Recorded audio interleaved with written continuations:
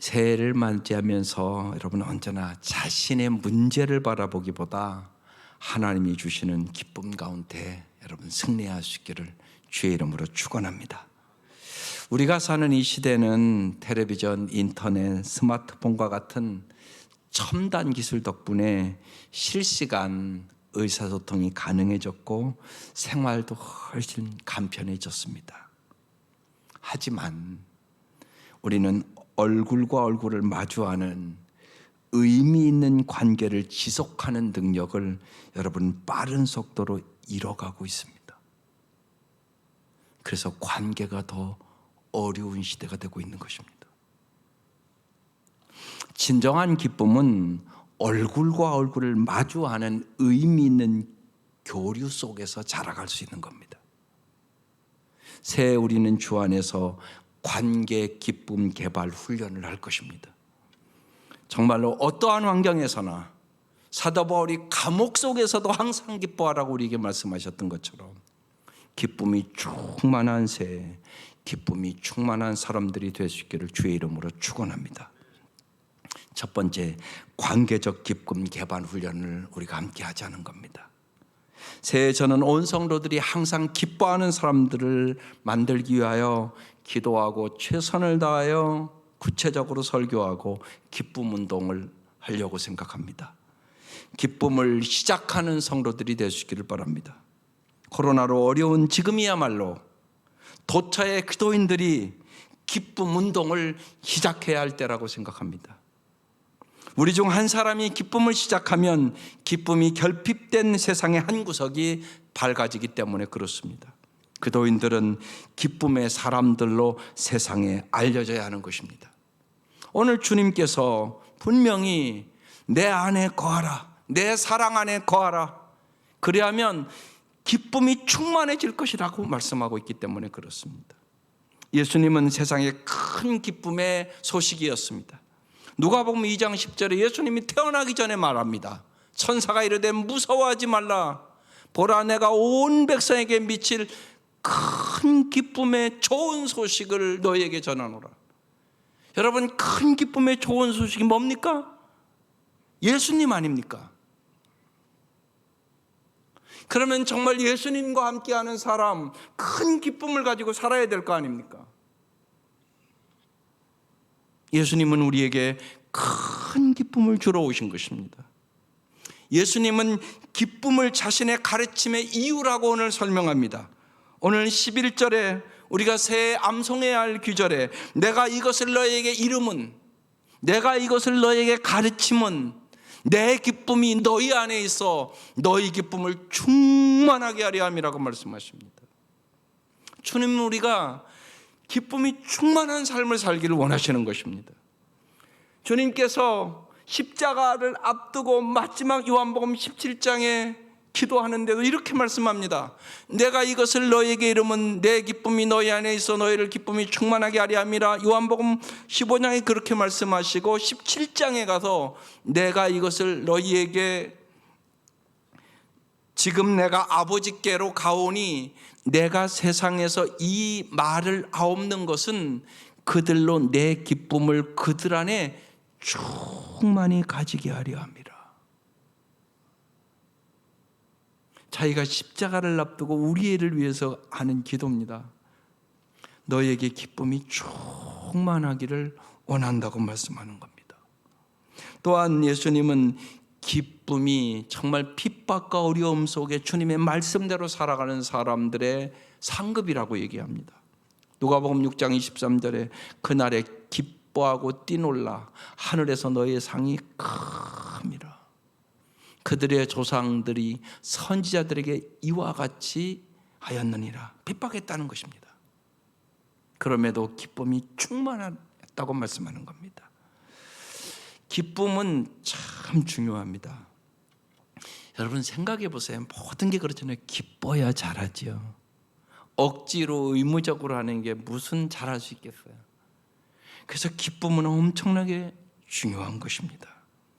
아이들의 생후 1년 동안 기초로 다져지는 기쁨이 평생 우리의 정체성과 관계에 지대한 영향을 미칩니다. 그 기간 동안 기쁨이라는 기초가 형성되지 않으면 아이가 언제나 불안을 느끼고 살아간다는 겁니다. 그래서 저는 정말로 우리 자매들이 그 얘기합니다. 되도록이면 아이들과 그 어렸을 때 1살, 2살, 3살 때 아이들을 기쁨으로 잘 길렀으면 좋겠다고. 돈이 중요한 거 아니라고, 직장이 중요한 거 아니라고, 평생 따라가는 거라고. 이렇게 중요한 얘기입니다. 예수 믿는 사람 중에, 그런데 여러분 잘 생각해 보면 기쁨이 충만한 기도인이 그리 많지 않습니다. 여러분 왜 그렇다고 생각하십니까?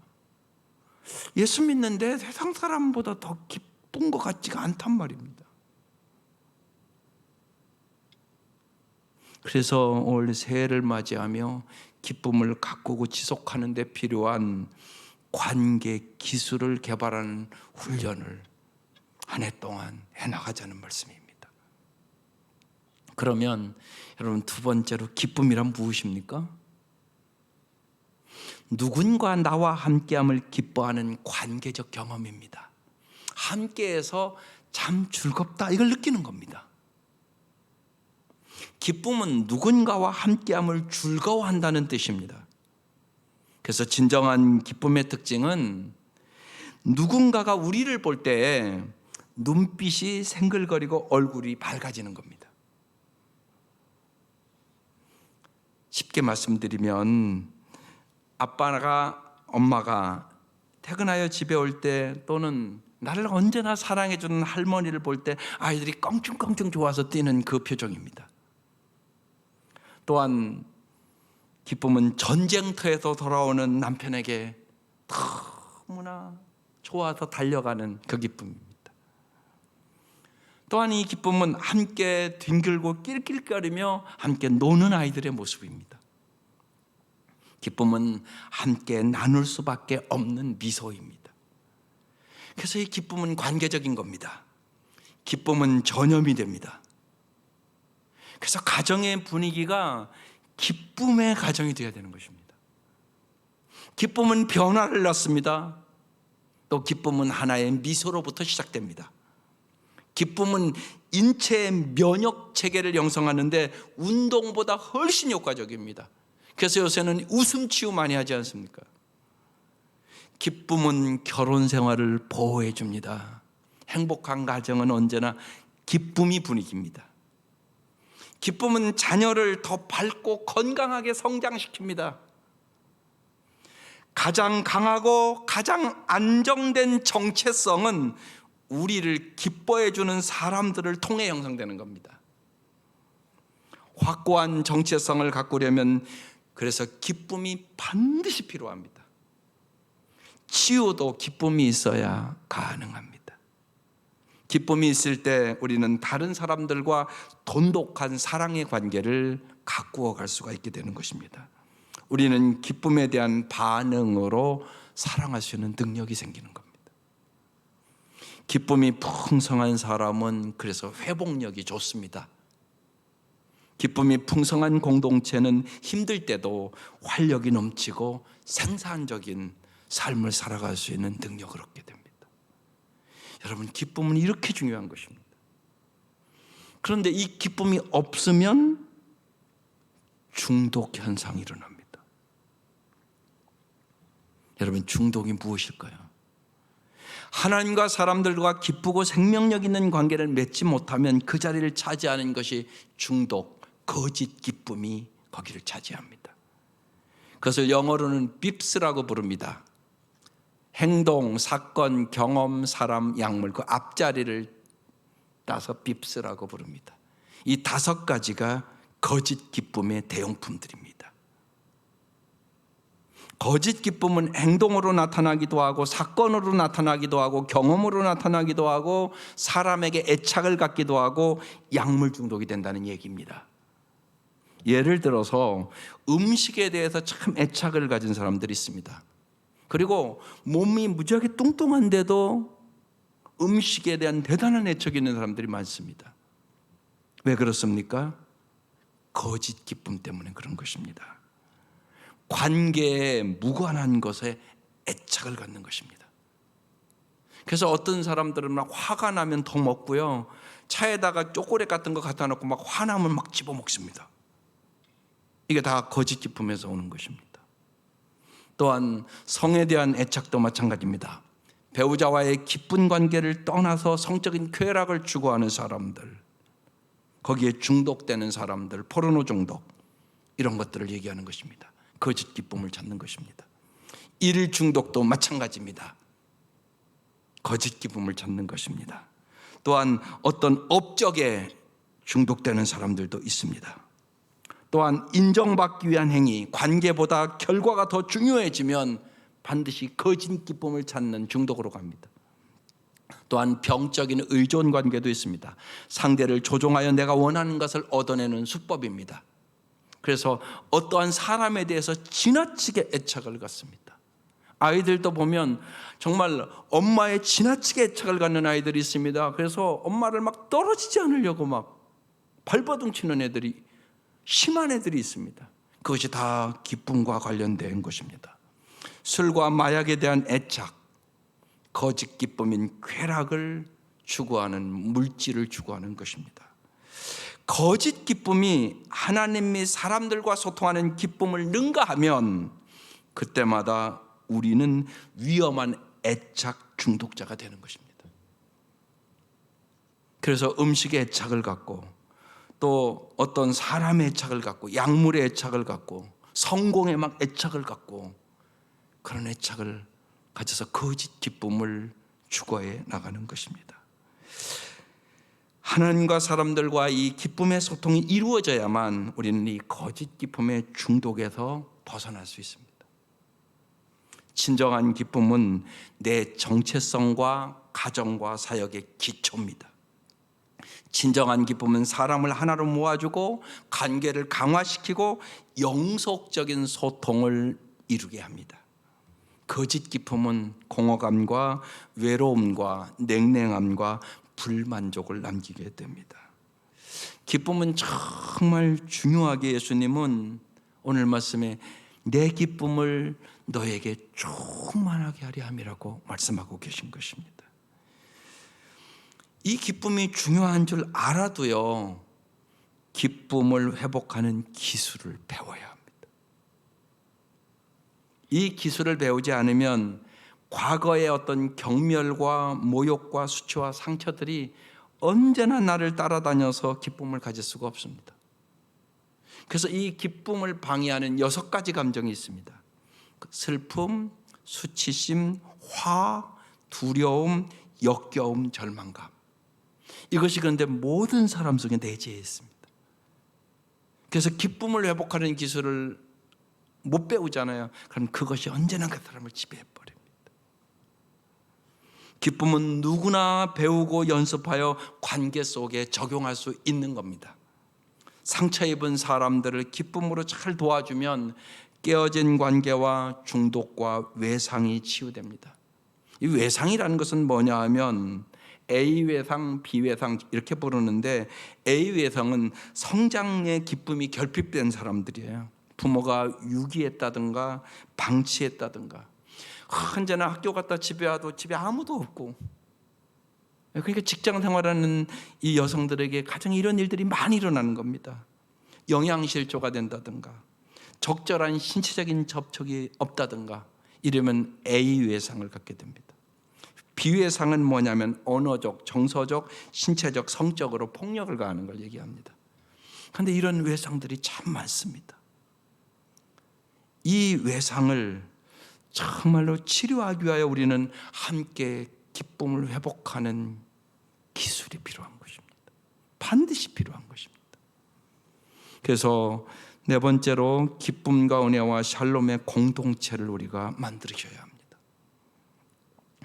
기쁨과 은혜와 샬롬은 모두 한 식구입니다.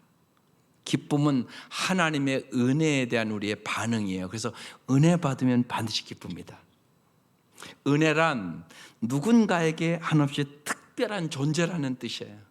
그래서 내가 정말 예수를 알면 내가 예수님 자리가 되는 거잖아요. 예수님이 나를 얼마나 사랑하셨으면 나를 살리기 위하여 십자가에 돌아가셨어. 이걸 정말로 체험하면 그 사람은 존재 자체가 달라지는 거예요. 이게 은혜입니다. 아이를 낳아보면 압니다. 아이가 가족들에게 받는 사랑이 그렇습니다. 어린 아기가 딱 태어나잖아요. 아기는 있는 그대로 가정의 특별한 존재가 됩니다. 그래서 아이가 아무 일 하지 않아도요, 그 아이를 보고 미소 짓고 까꿍까꿍하고 말을 걸고 그 아이를 보고 웃고 또 때에 따라서 언제나 먹여주고 기뻐합니다. 이것이 주님이 우리에게 주시고자 하는 참다운 순전한 기쁨입니다. 이 기쁨은 고에너지입니다. 그러나 샬롬은 저에너지입니다. 우리는 모두 다 연약한 편이라 고에너지의 상태의 기쁨을 오래 지속할 수 없습니다. 그래서 기쁨을 경험할 때마다 휴식 시간이 필요합니다. 이 휴식 시간에 하나님은 샬롬을 주십니다. 이 기쁨과 샬롬은 함께 붙어 다닙니다. 아이들 어렸을 때 이렇게 눈을 마주쳐 보면 압니다. 한 1분, 2분, 3분 이렇게 눈을 마주치다가 어린아이가 이렇게 돌립니다. 눈 마주치는 기쁨이 피곤하다는 얘기입니다. 그게. 그래서 눈을 돌릴 때 샬롬을 유지하는 것입니다. 요거와 마찬가지입니다. 우리가 가까운 사이에 간지럼을 피우잖아요. 계속 피우면 얼마나 힘들겠어요. 조금 피우다가 얼른 그만둬야지. 그런 얘기입니다. 그래서 언제나 기쁨과 샬롬은 같이 갑니다. 하나님은 우리에게 샬롬을 주십니다. 그리고 세 가지의 역량을 키워주기를 원합니다. 기쁨, 샬롬, 기쁨의 회복. 이 세 가지가 잘 성장해야만 우리가 주변에 언제나 기쁨을 줄 수 있는 사람들이 될 수가 있습니다. 이 세 가지 역량이 없으면 우리는 나도 삶의 기쁨이 없고 다른 사람들도 삶의 기쁨이 없는, 나도 죽고 남도 죽이는 그런 현상을 만나게 됩니다. 이 기쁨은 관계적인 겁니다. 기쁨은 나를 볼 때 반짝이는 누군가의 눈빛이에요. 그래서 여러분 이렇게 눈을 보면 알아요. 벌써 저 사람이 나를 기뻐하는지 안 기뻐하는지. 참 중요합니다, 여러분. 정말 여러분 아이들을 언제나 학교에서 나오고 여러분이 직장에 이렇게 끝나고 지나갈 때 여러분 눈빛이 참 중요합니다. 사랑의 눈빛으로 봐줘야 되는 것입니다. 기쁨은 굳이 내 행위로 증명하지 않아도 이미 내가 특별하다는 느낌을 갖는 겁니다. 아, 나를 특별하게 귀하게 여기는구나. 연약한 사람과 강한 사람이 함께 있어서 연약함의 애정을 보일 때 기쁨이 자라납니다. 우리의 뇌는 언제나 기쁨을 찾도록 되어 있습니다. 그래서 기쁨은 하나님이 우리에게 주시는 선물인 것입니다. 이 샬롬은 다 괜찮다는 평안한 기분이 샬롬입니다. 샬롬은 관계도 좋고 나의 정체성도 올바를 때 주어지는 겁니다. 이 샬롬은 조화입니다. 그래서 조화는 하나님이 주시는 선물입니다. 부부가 성격이 달라도 하나님이 다른 우리를 이렇게 잘 만나게 했구나. 내 남편은 성질이 급한데 나는 성질이 느긋한 거. 참 좋아되는 거구나. 이렇게 생각하여 샬롬이 오는 겁니다. 만약에 우리는 왜 이렇게 안 맞냐? 이러면 이제 그 가정은 그때부터 샬롬이 없습니다. 왜냐하면 조화를 깨트리기 때문에 그런 것입니다. 우리가 하나님께 가는 길을 잃고 하나님과의 소통이 끊어지면 그래서 샬롬이 사라져버리게 됩니다.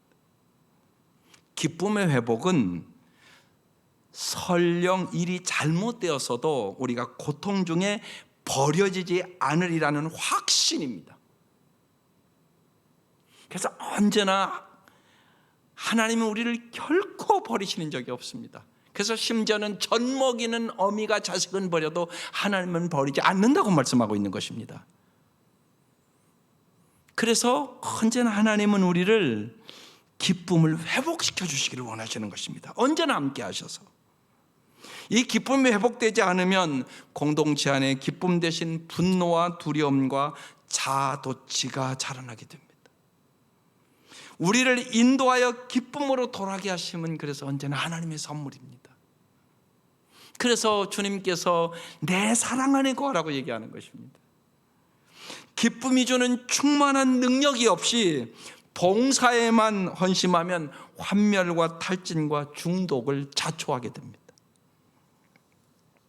그래서 마지막으로 기쁨은 가정과 교회와 학교 그리고 직장에서 시작되어야 됩니다.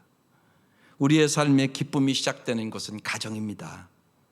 그래서 우리는 한 해 동안 정말 가정과 교회와 직장 그리고 학교에서 기쁨의 수위를 높이는 일을 여러분 할 수 있기를 바랍니다. 기쁨이 우리의 삶과 공동체를 변화시키려면 반드시 세 가지 조건이 필요합니다. 이것이 엄청나게 중요합니다. 첫 번째는 연약한 사람과 강한 사람이 함께 교류해야 합니다. 이건 무슨 얘기냐면 세상에는 약한 사람이 있고 강한 사람이 있단 말이에요. 출세하고 잘되고 돈 많고 많이 배우고 그런 사람은 강한 사람이라고 합니다. 못 배우고 병들고 힘들고 약한 사람들. 근데 약한 사람은 강한 사람과 이렇게 교제를 할 때 그렇구나, 내가 너무 게으르구나, 내가 너무나 무식하구나, 내가 이런 면에 노력을 안 하는구나, 이런 것을 보면서 배웁니다. 지식으로 배우는 게 아닙니다. 함께 할 때 보면서 배우는 것입니다. 강한 사람은 그러니까 자기가 모든 것이 강하기 때문에 다른 사람을 비판하고 정죄를 잘합니다. 그리고 판단을 잘합니다. 그래서 예수의 성품을 닮을 수가 없습니다. 그런데 약한 사람과 같이 거하면서 예수님이 하늘의 영광의 보좌를 버리시고 이 땅에 오셔서 약하고 가난하고 병들고 그런 사람들과 어떻게 했는가를 그때 보게 됩니다. 그러면서 주님의 사랑을 깊이 경험합니다. 주님이 나 같은 죄인을 위하여 이 땅에 오셨다는 사실이 얼마나 큰 은혜인지를 그때 경험합니다. 내가 얼마나 교만했는지, 내가 얼마나 모든 것을 다 아는 것처럼 했는지, 내가 얼마나 남을 충고하고 비판하고 정죄하고 살아갔는지 그때 딱 알게 됩니다. 그래서 자기 자신이 겸손해야 된다는 걸 깨닫고 예수님의 성품을 닮아가는 것입니다. 그래서 반드시 연약한 사람과 강한 사람이 함께 교류해야 변화됩니다. 그렇지 않으면 약한 자들은 약한 자끼리 낙심하고 절망하고 좌절하고 살고, 교만한 자들은 교만한 자들끼리 교만하고 정말 악하게 살아갑니다. 그래서 반드시 연약한 사람과 강한 사람이 함께 교류해야 우리는 예수의 성품을 닮아가고 아름다운 삶을 살아갈 수 있게 됩니다. 그래서 여러분, 목장도 반드시 저렇게 모이셔야 되는 것입니다. 두 번째는 연약함에 애정으로 반응하는 것이 규범이 되어야 합니다. 예수님의 시각으로 사람들을 애정과 긍휼로 바라봐야 하는 것입니다. 부드럽게 온유하게 반응하는 것이 규칙이 되어야 됩니다. 그래서 기쁨의 정체성을 정립하는 가장 좋은 방법은 연약함에 대한 애정을 기르는 것입니다. 저 사람이 할 수 없는 것을 긍휼히 보는 것입니다. 연약함을 섬기는 기회로 보면 애정에 찬 기쁨이 충만해지게 됩니다. 쉬운 얘기로 어린 아기를 길러보면 압니다. 연약하지만 그 아기가 가져주는 기쁨이 있는 겁니다. 그 아이를 연약하니까 엄마가 다 도와줘야 되잖아요. 그렇지만 그 아이가 잘 먹고 크고 그런 걸 볼 때 엄마에게 기쁨이 충만해집니다. 연약함에 따뜻하게 반응하는 사람이 곁에 있으면 기쁨의 수위가 올라가기 시작합니다. 그래서 여러분, 반드시 연약한 자를 도와줄 때 여러분 기쁨이 충만합니다. 지난 몇 주 동안 우리 집사람 언니가 저희 집에 좀 와 있었습니다. 갑자기 다치셔서 발 한쪽을 이렇게 금이 가고 그래서, 여러분이 잘 아는 대로 우리 집사람이 참 연약하지 않습니까? 근데 언니를 모셔오면서 본인이 언니를 전도해야 되는데 어떡할까 고민하며 기도를 했다고 그럽니다. 근데 뜻하지 않게 발이 이렇게 부러지셔갖고 오셨어요. 근데 그렇게 기쁘게 섬기더라고요. 근데 그래서 저희 집에 오셔서 예수 영접하고요. 어렸을 때는 믿었다고 그럽니다. 우리 집사람 집에서 제일 먼저 믿었대요. 근데 어렸을 때 믿고 안 믿은 거예요. 예수 영접하고요. 같이 이렇게 대화를 나누고, 또 그때는 어려워서 한글을 읽기는 읽는데 쓰고 그럴 줄을 모르셨어요. 그래서 우리 집에 와서 한글도 배웠습니다. 있으면서 한글도 가르쳐주고, 그래서 날마다 뭐 하시나 보면 한글 쓰기 연습을 하는 건데 글씨를 너무너무 잘 쓰시는 거예요.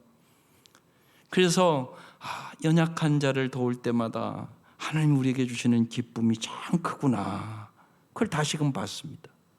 정말 이 원리가 참 중요한 원리입니다. 또 하나는 하나님과 교류적인 임재를 통해 샬롬이 유지되어야 합니다. 언제나 정말 우리가 남을 긍휼히 여길 수 있는 마음, 남을 사랑할 수 있는 마음, 남을 정말 애정으로 볼 수 있는 그 마음을 하나님 주시는 겁니다. 그래서 하나님과 교류적 임재를 해야만, 하나님과 깊은 관계를 가져야만 우리는 샬롬을 유지할 수가 있게 되는 것입니다. 이 세 가지 원칙이 엄청나게 중요합니다. 그러면 우리는 연약함에 어떻게 반응합니까? 여러분, 연약한 사람을 볼 때 여러분은 어떻게 반응하십니까? 세 가지 반응이 있습니다. 첫 번째는 온유한 보호자로 반응을 합니다. 기쁨이 풍성한 가정에서 외상 없이 자란 사람은 언제나 온유한 보호자가 되는 경향이 있습니다.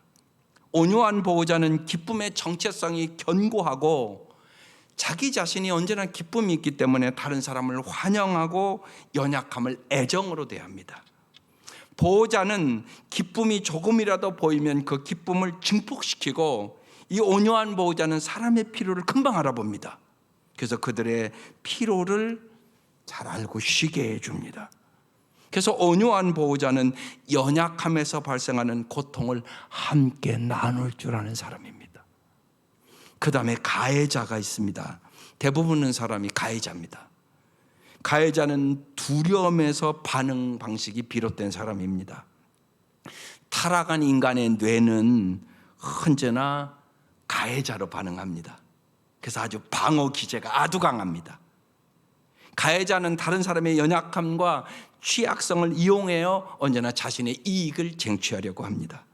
그래서 자기의 지위를 악착같이 지키려고 하고, 위협을 당하면 다른 사람을 해치고 지위를 확보하려고 합니다. 자기의 약점을 숨기고 강한 척합니다. 그래서 이 가해자는 기쁨이 빈약한 사람들이 가장 흔하게 보이는 것입니다. 그래서 거의 많은 사람들이 가해자로 살아갑니다. 온유한 보호자들이 연약함을 잘 애정으로 대해서 훈련시켜줘야 그 사람이 변할 수 있습니다. 또 하나는 세 번째, 피해자가 있습니다. 이 피해자의 반응은 두려움과 불안입니다.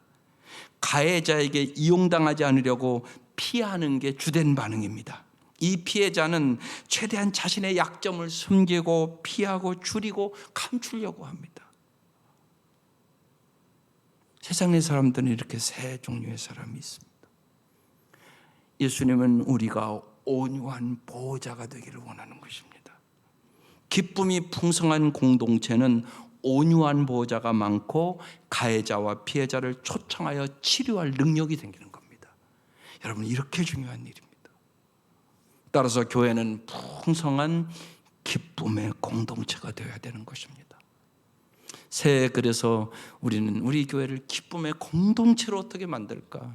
우리가 기도하고 마음을 모으자는 말씀입니다. 이제 우리는 모두 기쁨을 시작하는 사람이 됩시다. 우리의 가정과 학교와 직장과 교회에서 우리의 기쁨을 갖고 나가야 되는 것입니다.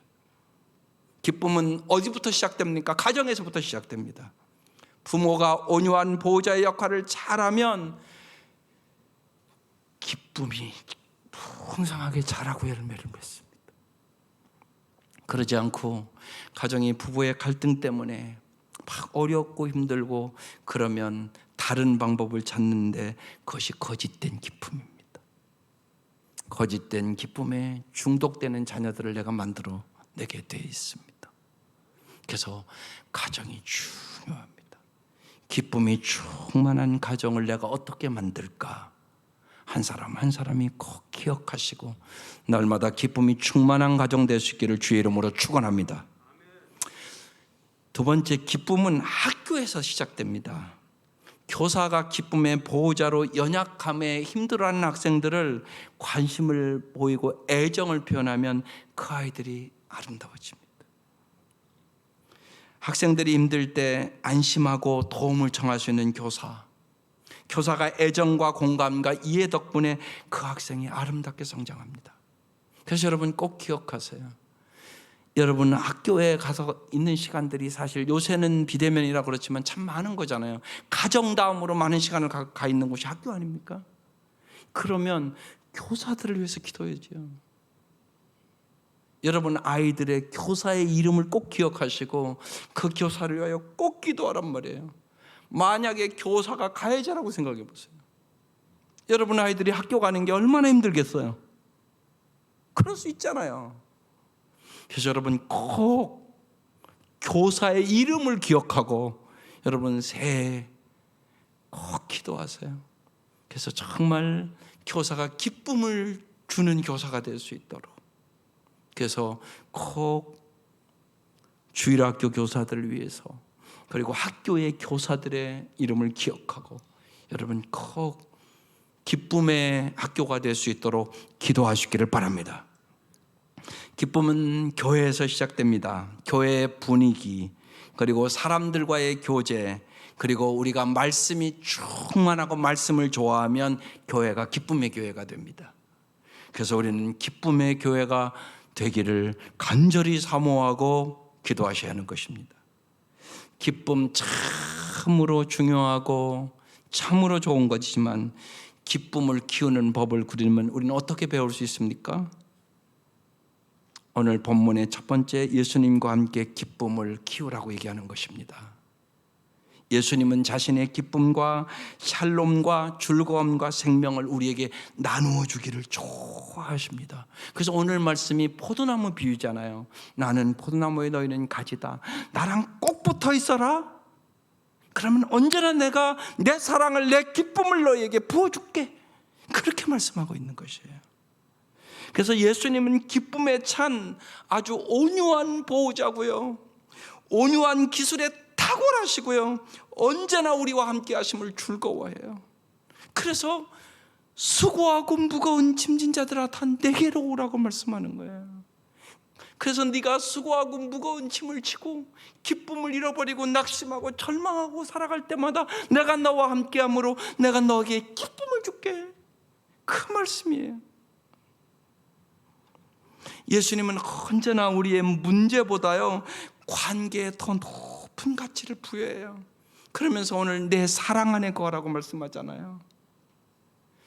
그리고 너희들이 서로 사랑하라고 말씀하잖아요. 그러면 기쁨이 충만할 것이라고 말씀하시잖아요. 그래서 예수님과 함께 여러분 꼭 기쁨을 키워나갈 수 있기를 바라요. 또 기쁨 연습으로 양방향 유대관계를 키워야 돼요. 이건 무슨 얘기냐면 양방향의 유대관계란 상대방의 눈을 깊이 들여다보고 상대방의 생각을 아는 거예요.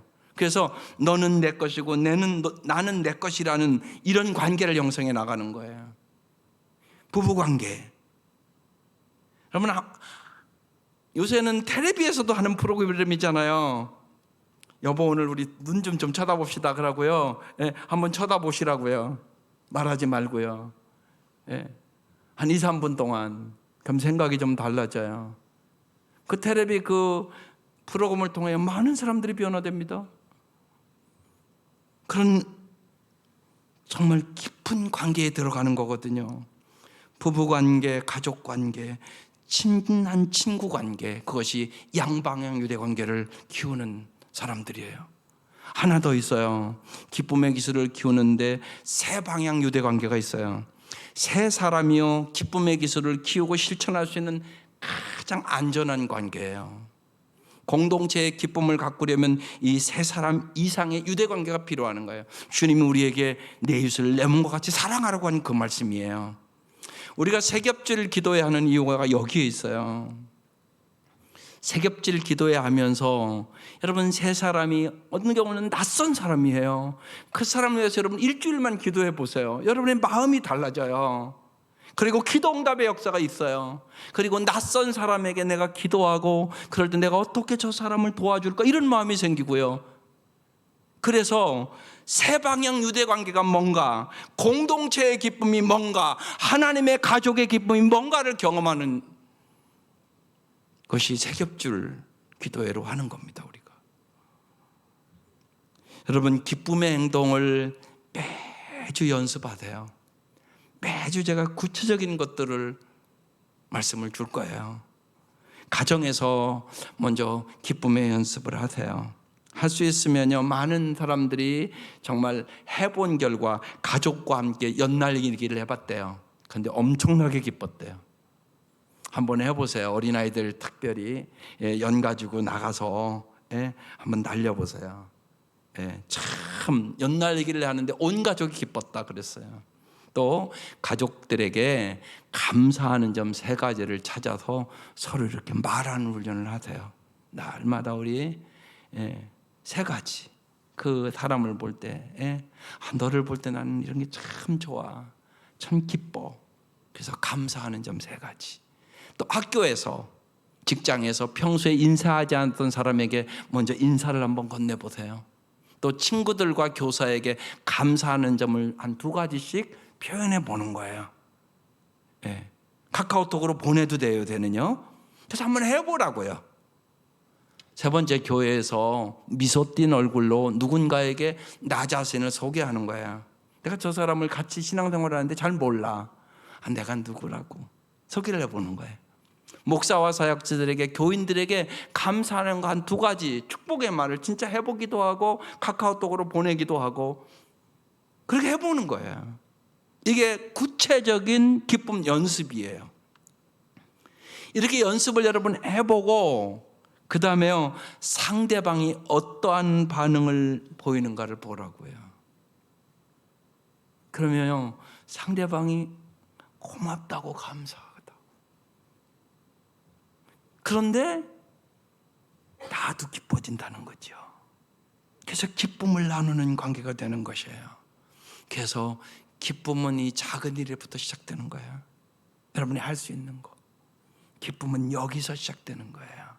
그래서 오늘 이 예배를 드리고 여러분 기쁨을 시작하세요. 여러분이 할 수 있는 작은 일들이 많이 있어요. 그래서 내가 어떻게 하면 오늘도 내 주위에 만나는 모든 사람들에게 기쁨을 줄 수 있을까? 그 연습을 해보란 얘기예요. 이것도 기술이라니까요. 이 기술을 늘려가는 만큼 정말 우리 가정이 천국과 같네, 참 우리 가정의 분위기가 완전히 변했네, 이런 경험을 하게 되는 것이에요. 거기서 주님이 주시는 은혜와 평강이 임하게 되는 것입니다. 새해 날마다 기쁨이 충만한 하루하루가 될 수 있기를 주의 이름으로 축원합니다. 기도드리겠습니다. 우리가 이 시간 하나님의 말씀을 들었어요. 주께서 내 기쁨을 너에게 충만하게 하려 함이라고 말씀하세요. 예수님, 우리에게 기쁨을 주러 오신 예수님이세요. 그런데 우리가 예수 믿는다고 그러면서 너무 기쁨을 잃어버린 거 아닌가? 다시금 여러분, 기쁨이 충만한 가정 되도록, 기쁨이 충만한 교회 될 수 있도록, 기쁨이 충만한 학교와 직장이 되도록 주님, 나를 기쁨의 도구로 사용해 달라고, 내가 어떻게 지극히 작은 일에 기쁨의 도구로 사용될 수 있을지 주님 가르쳐 달라고 내가 순종하겠다고 기도하시기 바랍니다.